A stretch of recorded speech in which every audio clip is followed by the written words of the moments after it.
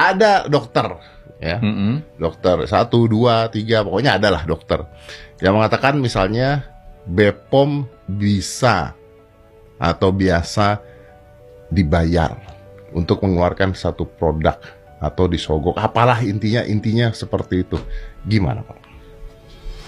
Ada buktinya nggak? Kalau ini tidak terbukti, ini fitnah. Kalau fitnah, hukumannya jelas. Tetapi kalaupun ada, saya akan tegas mentuntaskan.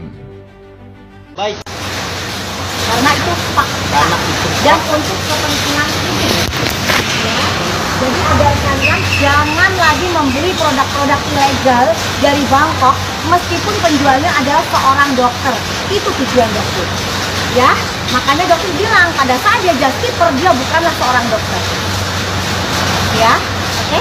Oke. Dok, terakhir tadi kan diperiksa datang jam berapa, Dok? Untuk pemeriksaan tadi untuk laporannya Dennis? Kita sekitar 1 jam lah. Di 1 jam itu juga sambil bercanda. Bercanda ketemu Bang Rasman. Jadi dokter itu melakukan interview pemeriksaan itu dengan sukacita.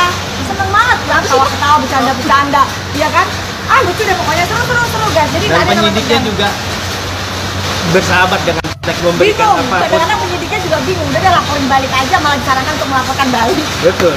Dok, Dok Steve, ini kan DC juga sebelumnya sempat bilang katanya dia melaporkan karena ada kata-kata yang menyinggung terkait anaknya. Gimana nih Dok Steve mungkin? Di sini Dok Steve mungkin nanti akan diserahkan ke penyidik. Ini komenan kakak ini pas banget ya. Jadi kita main tebak-tebakan. Ini jahat banget sih ya owner skincare-nya. Udah keciduk, udah masuk tuh di jajaran itu tadi ya kan. Jahatnya dia nggak mau minta maaf. Dia pakai tangannya para afiliatornya yang tidak mau salah itu, ya kan. Terus sekarang dia membuat brand baru. Dan afiliatornya itu langsung pindah ke brand itu. Sekarang ownernya berani muncul karena dia habis oplas, ya kan. Terus kalau ditanyain, kamu ownernya si itu ya? Dia dengan lantang jawabnya, enggak, kamu salah orang. Jawabnya enggak, itu merek berbeda. Berbeda dari apanya? Karena kamu udah keciduk ya kan sama dokter Oki. Diyakinkan lagi dengan keputusan BPOM, merek kamu itu ilegal dan mengandung bahan berbahaya, tidak boleh dipakai di kulit manusia. Kamu membikin brand baru nih. Hati-hati nanti tiba-tiba muncul dengan produk baru. Bener. Tiba-tiba brand yang keciduk BPOM itu tenggelam. Bener banget, udah mau ditinggalin sama ownernya ini. Ingat kata dokter Ika, kalian masih mau percaya sama owner yang pernah membohongi kalian? Sekarang ownernya itu berlagak lupa ingatan karena dia udah oplas. Dikira orang lupa sama wajah lama dia. Nah terakhir dia juga ada tuh Doktif di acaranya TikTok Submit. Untung gak ketemu sama Mbak Nur, padahal Mbak Nur diundang loh. Cuma lagi sibuk alemong aja ya kan, jadi gak bisa datang. Tapi buat tahun ini saya akan datang dan saya tandain penjual nakal satu persatu. Kalian mau alibi apa? Mentang-mentang udah oplas, gak ngaku kalau dulu brand skincare yang bermasalah isinya asam retinoat. Jehong, aku omongin sama Doktif ya abis ini ya. Lotion SSK, cuy, najis ya. Apaan tuh? Sorry ya, gue pakai Jo Melon. Nih,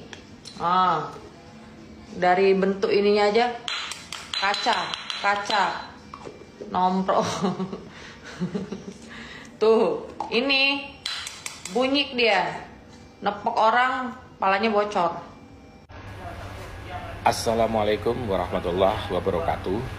Sembari menunggu santap sahur, kita mencoba mengulas tentang permasalahan Doktif, dokter detektif yang telah dilaporkan ke Polda Metro Jaya oleh pengusaha skincare, ya, di mana dalam hal ini Doktif beberapa waktu lalu dipanggil juga oleh DPR untuk melakukan RDPU, rapat dengan pendapat umum tentang perlindungan konsumen, dan DPR sendiri menyampaikan jangan sampai Doktif sebagai tersangka, dan sepakat dengan apa yang disampaikan oleh DPR tersebut. Terlepas saya belum melihat bukti-bukti apa yang disampaikan oleh pelapor ya. Tetapi apabila kita lihat ya, Doktif ini banyak membantu masyarakat, membantu konsumen untuk membedakan mana skincare yang berizin dan mengandung bahan yang tidak berbahaya, dan mana skincare yang mengandung bahan berbahaya.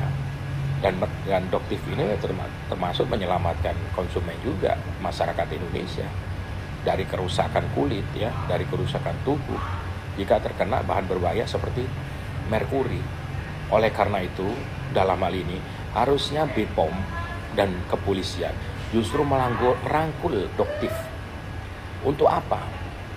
Untuk mengetahui mana-mana skincare yang mengandung bahan berbahaya dan segera melakukan razia, baik ke pengusahanya maupun ke perusahaannya maupun tempat produksinya. Bukan justru malah Doktif ditetapkan sebagai tersangka Undang-Undang ITE. Coba diperhatikan dulu, digali terlebih dahulu permasalahan intinya ada apa di situ, gitu. Lepas dari adanya isu terkait dengan uang dan segala macam, itu justru memperkuat sebenarnya. Kalau kita berkaca dari perkaranya Nikita Mirzani kemarin ya, justru sebenarnya harus berkaca. Kenapa kok sampai ada penyerahan uang? Dikatakan pemerasan. Ya memang haknya kepolisian untuk menetapkan seseorang sebagai tersangka karena pemerasan. Tetapi jika kita lihat ada apa kok sampai menyerahkan uang? Pemerasan. Ya. Nah, pemerasannya itu karena apa? Karena mau mengulas. Nah, kalau barangnya memang bagus, kenapa takut diulas? Begitu. Oleh karena itu pengusaha skincare juga jangan mencoba menghalalkan segala cara ya. Jadi tolonglah ikuti aturan yang ada. Tolong izin diurus di BPOM, kemudian kandungan dari skincare itu harus yang sesuai, jangan sampai mengandung bahan yang berbahaya, karena sudah ada beberapa contoh termasuk di Makassar 3 orang pengusaha skincare kan ditetapkan sebagai tersangka begitu. Nah, dalam hal ini kami harapkan Bareskrim Polri ya, Pak Kapolri boleh itu untuk memberikan atensi kepada perkara Doktif ini. Mohon ini untuk Doktif dilindungi Pak Kapolri, karena beliau banyak membantu masyarakat, dan coba diperiksa lebih dalam, dilakukan penyelidikan lebih dalam agar jangan sampai buru-buru ditetapkan sebagai tersangka begitu. Karena kalau kita melihat semakin kesini kok semakin kesana ya. Nah oke. Jadi nanti coba kita lihat ya perkembangannya terkait dengan Doktif ini ya, mudah-mudahan beliau tidak ditetapkan sebagai tersangka, malah justru dirangkul oleh pemerintah begitu. Wassalamualaikum warahmatullahi wabarakatuh. Hai! Kesel banget gue sama dunia perskincarean ini ya kan, dengan segala kasus-kasusnya dan segala drama-dramanya. Lu yang sudah bikin rakyat Indonesia, terutama perempuan-perempuan, mukanya jadi Rusia dan Cilalahi alias rusak. Ya, mereka menggelontorkan duit untuk beli produk-produk tidak bermutu Anda. Dia sampai dicabut izinnya karena ada bahan-bahan berbahaya yang diduga masuk ke dalam produk yang sekarang di tangan para pengusaha skincare, yang juga mungkin sudah dijual pada masyarakat. Ya, kenapa saya menyatakan demikian juga? Karena si pengusaha skincare ini, ya, yang lagi rame, dia merasa dirinya mau diperas oleh Nikita Mirzani, ya, merasa dirinya mau diperas oleh Nikita Mirzani, si pengusaha ini. Nah, pengusaha ini ngambil barangnya dari pabrik yang berkomunikasi dengan saya, yang curhat sama saya bahwa barangnya itu mengandung bahan berbahaya, dan karena itulah izinnya dicabut. Nah, artinya kalau kita kembali, seorang atau para pengusaha skincare, kenapa kalian mesti takut barangnya direview oleh siapapun lah, mau sama Nikita, mau sama Doktif, mau sama Bang Nahak mungkin. Kenapa mesti takut kalau memang tidak ada kandungan barang-barang berbahaya? Kenapa mesti mengeluarkan duit miliaran? Coba, saya rasa masyarakat udah pintar lah. Orang mau mengeluarkan duit miliaran itu ada apa? Gitu loh. Nah, kalau yang berkaitan dengan pabrik, ya, pabrik yang dicabut izinnya, yang dimana ownernya berbicara dengan saya, si pengusaha ini, ya, merasa mau diperas oleh Nikita Mirzani dengan jumlah 15 miliar. gitu loh.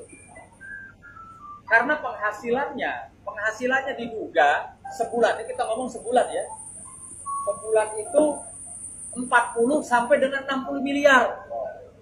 Bisa nggak kalian bayangkan berapa banyak skincare yang beredar di Indonesia sehingga menghasilkan duit puluhan miliar, yang dimana itu mengandung bahan-bahan berbahaya, sehingga si pemilik pabrik izinnya dicabut. Jadi tolong deh, ya seperti kata Bang Nahan, mohon pemerintah harus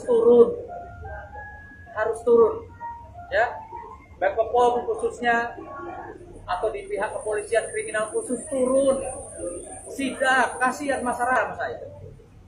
Sisi pengusaha, Doktif juga ya, jangan salah paham sama saya. Memang betul Bang Petrus Balapationa, senior kami, advokat, pada saat itu preskon bersama kami bertiga. Namun demikian, kalau saat ini Bang Petrus menjalankan profesinya berdasarkan undang-undang advokat sebagai kuasa hukum yang mendampingi pengusaha skincare, itu nggak ada masalah. Dan